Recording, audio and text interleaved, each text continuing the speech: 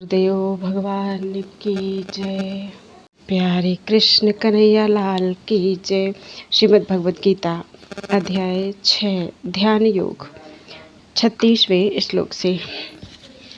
असंयतात्मना योगो दुष्प्राप इति मे मतिः वश्यात्मना तु यतता शक्यो वाप्तुमुपायतः। जिसका मन उच्छृंखल है उसके लिए आत्म साक्षात्कार कठिन कार्य होता है, किंतु जिसका मन संयमित है और जो समुचित उपाय करता है उसकी सफलता ध्रुव है। ऐसा मेरा मत है। तात्पर्य: भगवान घोषणा करते हैं कि जो व्यक्ति अपने मन को भौतिक व्यापारों से विलग करने का समुचित उपचार नहीं करता उसे आत्म साक्षात्कार में शायद ही सफलता प्राप्त हो सके। भौतिक भोग में मन लगाकर योग का अभ्यास करना मानो अग्नि में जल डालकर उसे प्रज्वलित करने का प्रयास करना हो। मन का निग्रह किए बिना योगाभ्यास समय का अपव्यय है। योग का ऐसा प्रदर्शन भले ही भौतिक दृष्टि से लाभप्रद हो, किंतु जहाँ तक आत्म साक्षात्कार का प्रश्न है यह सब व्यर्थ है। अतः मनुष्य को चाहिए कि भगवान की दिव्य प्रेमा भक्ति में निरंतर मन को लगाकर उसे वश में करे। कृष्ण भावनामृत में प्रवृत्त हुए बिना मन को स्थिर कर पाना असंभव है। कृष्ण भावना भावित व्यक्ति बिना किसी अतिरिक्त प्रयास के ही योगाभ्यास का फल सरलता से प्राप्त कर लेता है, किंतु योगाभ्यास करने वाले को कृष्ण भावना भावित हुए बिना सफलता नहीं मिलती। अर्जुन उवाच: अयति श्रद्धयोपेतो योगाच्चलितमानसः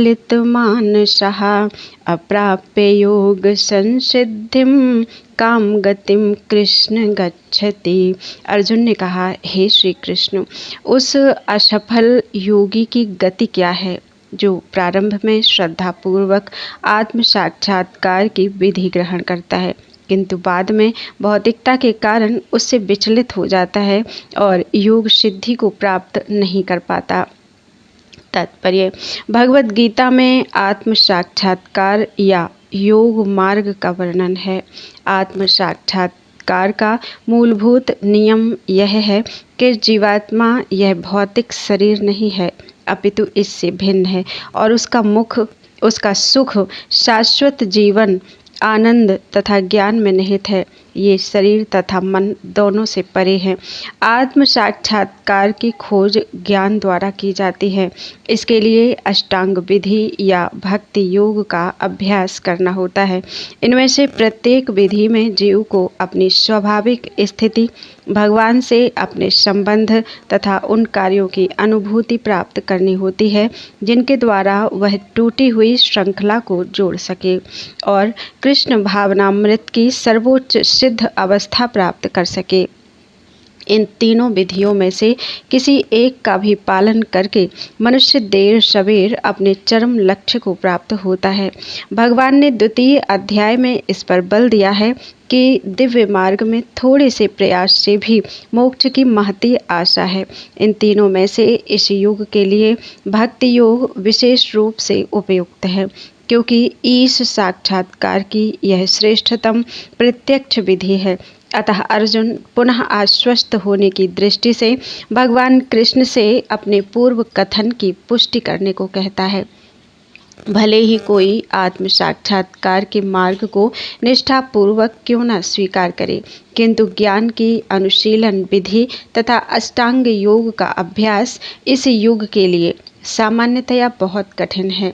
अतः निरंतर प्रयास होने पर भी मनुष्य अनेक कारणों से असफल हो सकता है।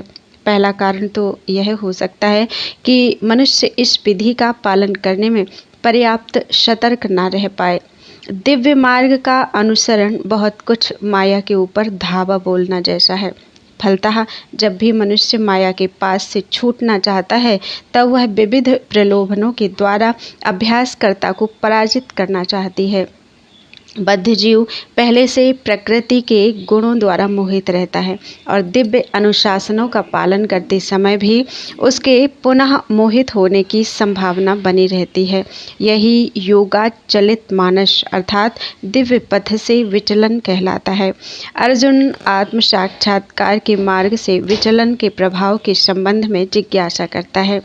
कच्चिन्नो भय विभ्रष्ट छिन्नाभ्रमिव नश्यति अप्रतिष्ठो महाबाहो विमूढ़ो ब्रह्मणः पथे। हे महाबाहु कृष्ण, क्या ब्रह्म प्राप्ति के मार्ग से भ्रष्ट ऐसा व्यक्ति आध्यात्मिक तथा भौतिक दोनों ही सफलताओं से च्युत नहीं होता और छिन्न भिन्न बादल की भांति विनष्ट नहीं होता, जिसके फलस्वरूप उसके लिए किसी लोक में कोई स्थान नहीं रहता। तात्पर्य: उन्नति के दो मार्ग हैं। भौतिकतावादी व्यक्तियों की अध्यात्म में कोई रुचि नहीं होती, अतः वे आर्थिक विकास द्वारा भौतिक प्रगति में अत्यधिक रुचि लेते हैं या फिर समुचित कार्य द्वारा उच्चतर लोकों को प्राप्त करने में अधिक रुचि रखते हैं। यदि कोई अध्यात्म के मार्ग को चुनता है तो उसे सभी प्रकार के तथाकथित भौतिक सुख से विरक्त होना पड़ता है। यदि महत्वाकांक्षी ब्रह्मवादी असफल होता है तो वह दोनों ओर से जाता है। दूसरे शब्दों में, वह ना तो भौतिक सुख भोग पाता है, ना आध्यात्मिक सफलता ही प्राप्त कर सकता है।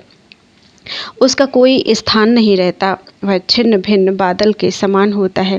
कभी कभी आकाश में एक बादल छोटे बादल खंड से विलग होकर एक बड़े खंड से जा मिलता है, किंतु यदि वह बड़े खंड से नहीं जुड़ पाता तो वायु उसे बहा ले जाती है और वह विराट आकाश में लुप्त हो जाता है। ब्रह्मणः पथि ब्रह्म साक्षात्कार का मार्ग है, जो अपने आप को परमेश्वर का अभिन्न अंश जान लेने पर प्राप्त होता है और यह परमेश्वर ब्रह्म परमात्मा तथा भगवान रूप में प्रकट होता है। भगवान श्री कृष्ण परम सत्य के पूर्ण प्राकट्य हैं, अतः जो इस परम पुरुष की शरण में जाता है वही सफल योगी है। ब्रह्म तथा परमात्मा साक्षात्कार के माध्यम से जीवन के इस लक्ष्य तक पहुँचने में अनेकानेक जन्म लग जाते हैं। बहुनाम जन्म नामन्ते। अतः दिव्य साक्षात्कार का सर्वश्रेष्ठ मार्ग भक्ति योग या कृष्ण भावनामृत की प्रत्यक्ष विधि है। एतन्मे संशयं कृष्ण चेत्तुमर्हस्य शेषतः त्वदन्यः संशयस्यास्य नाह्युपपद्यते। हे कृष्ण, यही मेरा संदेह है और मैं आपसे इसे पूर्णतया दूर करने की प्रार्थना कर रहा हूँ। आपके अतिरिक्त अन्य कोई ऐसा नहीं है जो इस संदेह को नष्ट कर सके। कृष्ण भूत वर्तमान तथा भविष्य के जानने वाले हैं। भगवद गीता के प्रारंभ में भगवान ने कहा है कि सारे जीव व्यष्टि रूप में भूतकाल में विद्यमान थे, इस समय विद्यमान हैं और भवबंधन से मुक्त होने पर भविष्य में भी व्यष्टि रूप में विद्यमान रहेंगे। इस प्रकार उन्होंने व्यष्टि जीव के भविष्य विषयक प्रश्न का स्पष्टीकरण कर दिया है। अब अर्जुन असफल योगियों के भविष्य के विषय में जानना चाहता है।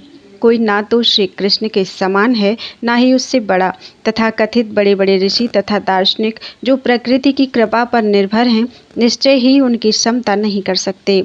अतः समस्त संदेहों का पूरा उत्तर पाने के लिए श्री कृष्ण का निर्णय अंतिम तथा पूर्ण है, क्योंकि वे भूत वर्तमान तथा भविष्य के ज्ञाता हैं, किंतु उन्हें कोई भी नहीं जानता। श्री कृष्ण तथा कृष्ण भावना भावित व्यक्ति ही जान सकते हैं कि कौन क्या है। बोलो वृंदावन बिहारी लाल की जय। त्वदीयं वस्तु गोविंद तुभ्यमेव समर्पये, तेन त्वदङ्घ्रि कमले रतिं मे यच्छ शाश्वतीं।